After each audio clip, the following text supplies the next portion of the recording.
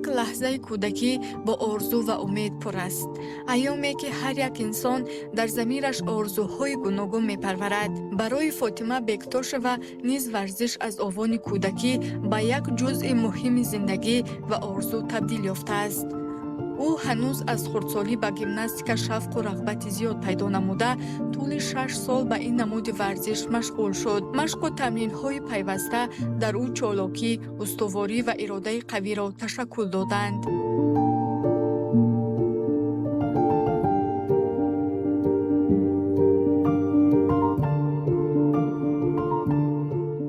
аз кӯдакӣ раҳгаштанам камак безе буд.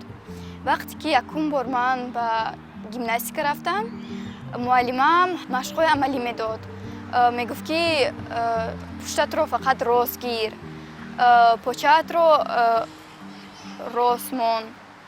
баъд аз ҳамун ман ёд гирифтам раҳгаштанро. ба асбобҳои гимнастикӣ ба ман писанд омад бозӣ кардан.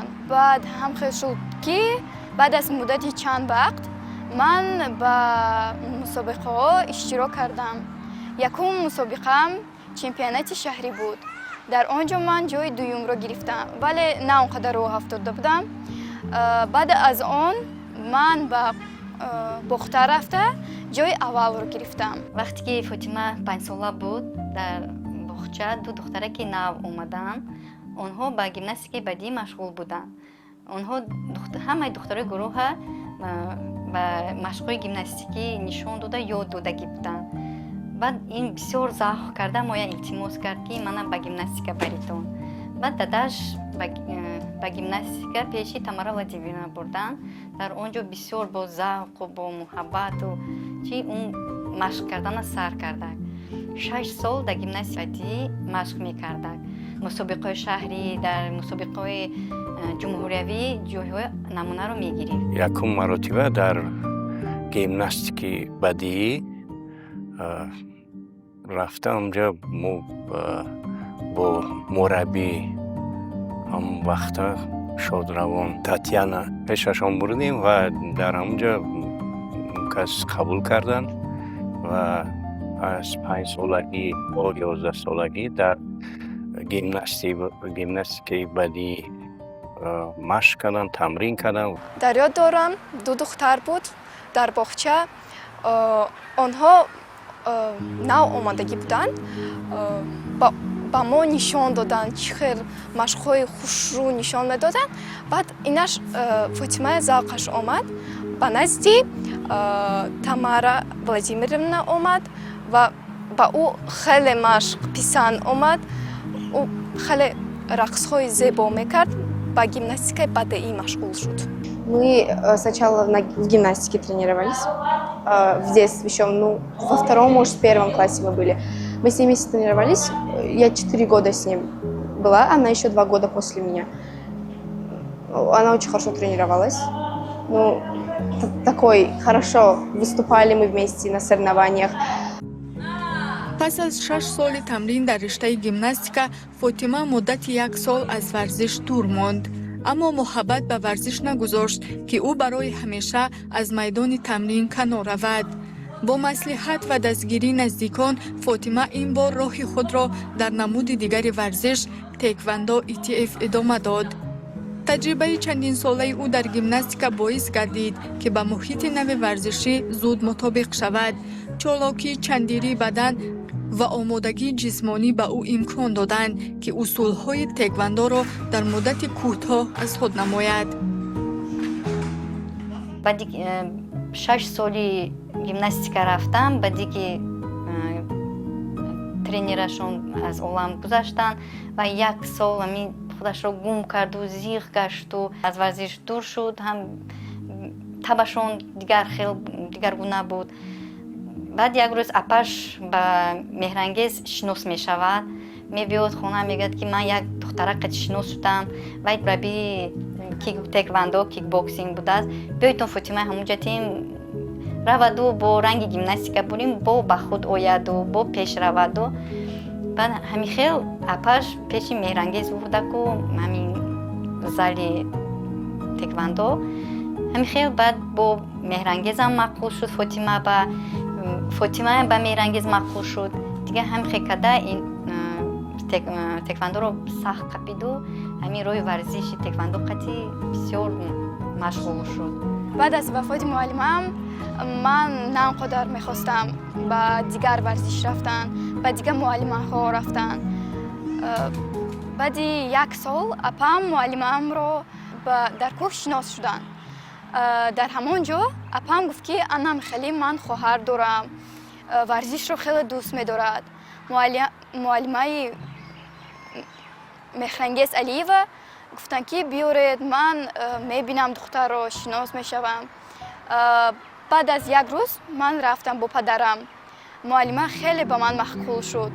باری اول وقتی که پدرش آمد به تالار با فاطمه خودش آمدن و تمرین ها نگاه کردن چقدر دخترها با شوق و ذوق مشق کرده ایستادن و پدرش نگریست گفت که من میخوام که دخترم به همین نمود مونم و میخوام که اون کس مشق کند و جدی مشق کند و در مسابقه های بین المللی نیز اشتراک کند و شروع کردیم به مشق و سنجیدم که مشقش از عهده مشق کمتر با سبکی برآمده است و من سوال دادم به او که تو در یگان جا باز مشق کردی یا نه؟ گفت که من به гимнастика میرفتم, در اونجا مشق میکردم.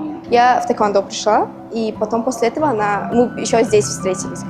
Когда я выхожу на соревнования, там, когда меня вызывают, я выступаю, она всегда приходит, поддерживает меня, ну, всячески помогает, удары, говорит, какие можно сказать, что сделать, чтобы выиграть, поддерживает всегда меня, да. با راهنمایی و دستگیری مربی فاطمه همگی پس از چند ماه تمرین به مسابقه های داخل جمهوریوی راه یافت و به نتیجه های نظررس نائل گردید.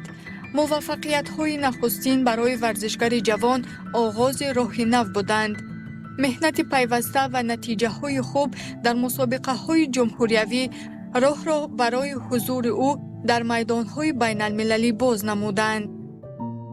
وقتی که در سمرقند برآمد کرد او و دیدم که نتیجه داد، یعنی که ما اول درک کردیم که او پیشرفت کردن میتواند، یعنی که ما در راه راست، در راه درست ایستادیم با او و دوام دادیم به مشغولیت های خود و آن نازکی ها، آن کمبودی هایی که او داشت ما پای در پای با او تمرین کرده این چیزا رو پس سر کردیم و در مسابقه پرشد جمهوری ازبکستان آید با کیک بوکسینگ تاشکند اوپن در اونجا برآمد کرد آید با کیک بوکسینگ و در اونجا رقیبای خیلی پرتجربه داشت.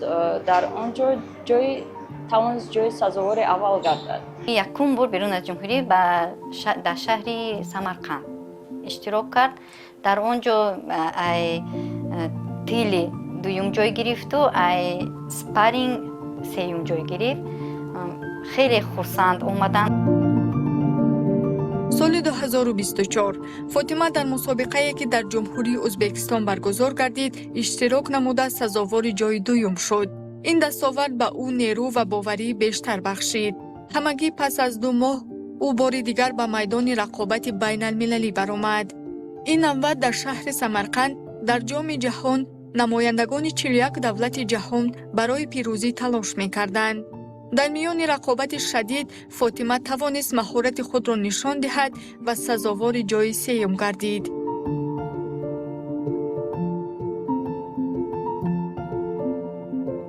ما تصمیم گرفتیم و پس از برگشتن به تاجیکستان ما مشغولیت های خود را یعنی که در یک روز 2 مراتبه کردیم. خیلی خوب تیاری دیدیم، آماده دیدیم و در جام جهان که در دولت ازبکستان برگزار گردیده بود در همون سال او توانست جای سوم را سزاوار گردد. وقتی که مربیش تلفن کردن گفتن که دختر شما سوم جای گرفت ما خیلی خرسند شدیم. тамоман гархел худамро ҳис кардем. ҳам боварӣ доштаму ҳам хеле ки ба умед набудам ки сеюм ҷой мегирад. дар моҳи сентябр соли 2024 ба ҷоми ҷаҳон рафтам. дар он ҷо хело рақибонам зиёд буданд. Аз Азербайҷон, аз Африка, аз Ӯзбекистон, аз Туркманистон, аз 41 давлат буданд. дар он ҷо ман як рақибамро буридам ва дар дуюм рақибам шикаст хӯрдам. соли 2024 дар ҷоми ҷаҳонӣ ки дар пойтахти ҷумҳурии Ӯзбекистон Тошкент иштирок намуда ва ҷои сеюмро гирифтанд. ва дар ҳамон сол ба шаҳри Самарқанд ҷоми Осиё буданд ва ҷойҳои дуюм ва сеюмро ишғол намуда аз парчами Тоҷикистонро бардоштанд. дар зиндагии Фотима шахсе ҳаст ки ҳамеша дар паҳлӯяш қарор дорад. ӯ хоҳари дугоникаш Зуҳро мебошад. Фотима ва Зуҳро аз овони кӯдакӣ ҳамеша ҳамроҳанд. онҳо на танҳо хоҳар, балки дӯст ва ҳамрозу ҳамдили якдигаранд. муваффақият ва талошҳои Фотима барои Зуҳро низ мояи илҳом гардиданд. маҳз бо таъсири хоҳараш Зуҳро низ ба варзиш рӯ овард. Фотима қати худаш дугоник дорад. Фотино Фотима Зуҳроянд. Зуҳро ба роҳи забономӯзию омӯзиш қати машғул аст. А Фотима бисёртар варзиш ба худаша додагӣ ва бахшидагӣ бисёртар варзиш машқ мекунад. мо ҳама вақт якҷоя ҳастем. аз кӯдакиамон якҷоя мегардем. яъне боғчаи кӯдакона якҷоя мерафтем, мактаб якҷоя мерем ва машқҳоам якҷоя мерем. маҳз Фотима сабаб шуд, чунки меомадам, ҳавасам мекард, мегуфтам падарҷон биёен маям равам. розе ки худашро дод ва ман ба ин машқ машғул шудам. ба ман хеле писанд омад. хеле хурсанд шудам. гуфтам ин апай ман аст. ман эҳсосоти баланд доштам. вақте ду хоҳар дар паҳлӯи ҳаманд, роҳ низ осонтар ва орзуҳо наздиктар менамоянд. онҳо якдигарро дастгирӣ мекунанд, аз муваффақият ҳам шод мешаванд ва барои расидан ба ҳадафҳои худ талош меварзанд.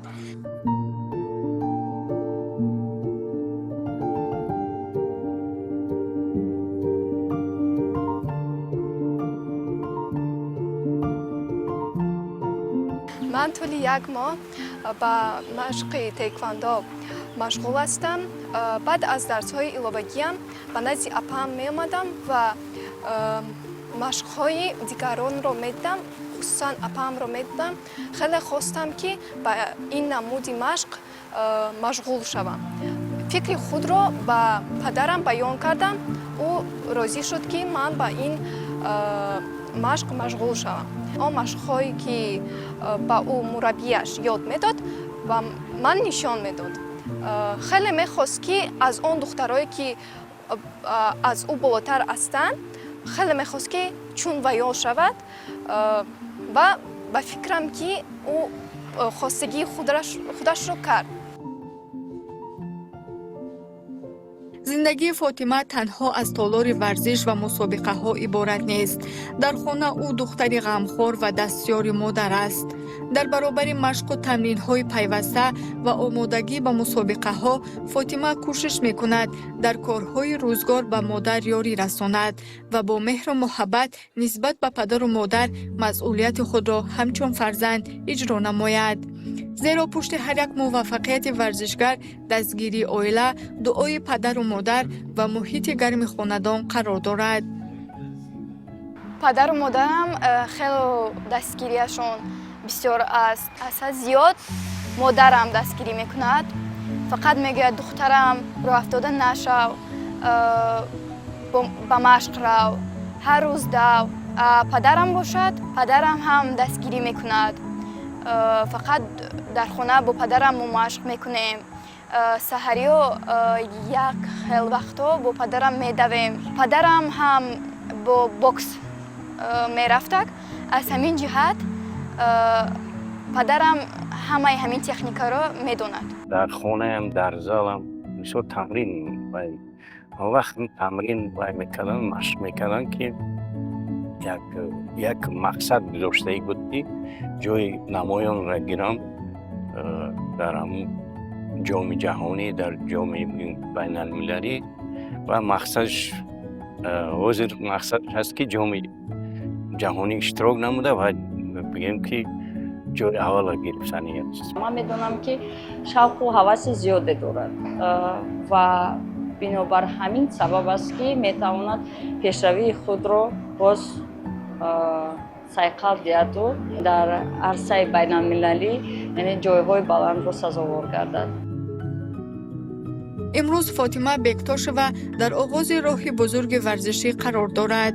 راهی که از گیمناستیک آغاز شد و او را به میدان تکواندو و از آنجا به عرصه بین المللی رساند. فاطمه تلاش دارد که در مسابقه های با نفوذ بین المللی هنرنمایی نماید و ننگ و ناموس ملت را در عرصه جهانی حفظ نماید. ما نیز به این گردآفرید در فعالیت من بعدش موفقیت های بی‌نظیر را تمنا داریم.